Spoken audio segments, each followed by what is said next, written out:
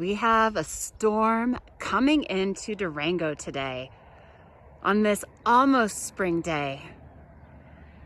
You can see the Twin Buttes off in the distance lit up by the sun, and Parents Peak front and center right here behind the Hillcrest golf course with the melting snow where we Nordic ski and snowshoe and sled in the winter here in Durango. And as I pan to the north, we get a view of the Plata Mountains and the storm coming in from the northeast. Those clouds coming down and kissing the tops of the mountains. It's just miraculous and beautiful. So much to do here in Durango, from golfing to skiing to mountain biking, hiking, rock climbing, exploring.